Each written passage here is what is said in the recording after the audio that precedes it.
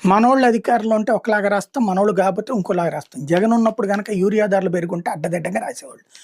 అన్నీ అందుబాటులో ఉన్నాయి. కానీ అప్పుడు ఏదో ఒకటి ఫెయిల్యూర్ రాసుకొచ్చేవాళ్ళు. ఇప్పుడు మొన్న రూ. 450కి యూరియా అమ్ముతున్నారు గుంటూరు జిల్లాలో అంటూ సిటీ ఎడిషన్‌లో రాసుకొచ్చింది 'ఆంధ్రజ్యోతి'. ఆ వార్తని మనం ఆ రోజున చదివినవి. ఇప్పుడు జనరల్ ఎడిషన్‌లోనే రాసింది గానీ లోపల పేజీలో యూరియా ధర మార్కెట్‌లో 350 పైనే అంటూ ఈనాడు అంటీ ముట్టని ఒక కథనం అనమాట. వాళ్ళు రాశారు కాబట్టి మేము రాయాలి. కానీ ప్రభుత్వానికి ఏమీ అంటకూడదు అన్నటువంటి కోణంలో రాసుకొచ్చింది. బహిరంగ మార్కెట్‌లో యూరియా ధర తగ్గడం లేదు.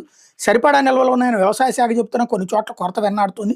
గరిష్ట అమ్మకపు ధర రూ. 267 అంటే ప్రకాశం జిల్లాలో కొన్ని చోట్ల ప్రైవేట్ దుకాణాల్లో బస్తా 400 చొప్పున విక్రయిస్తున్నారు. చాలా జిల్లాల్లో సగటును బస్తాకు రూ. 350 చొప్పున వసూలు చేస్తున్నారు. రైతు సేవా కేంద్రాలు ఆర్ఎస్కి అంటే రైతు భరోసా కేంద్రాలు పేరు మార్చారు వీళ్ళు. ప్రాథమిక వ్యవసాయ సహకార పరపతి సంఘాల పిఎస్సిఎస్లకి వెళ్తే యూరియా ఎప్పుడొస్తుందో తెలియదంటున్నారు రైతులు పేర్కొంటున్నారు. చిత్తూరు జిల్లా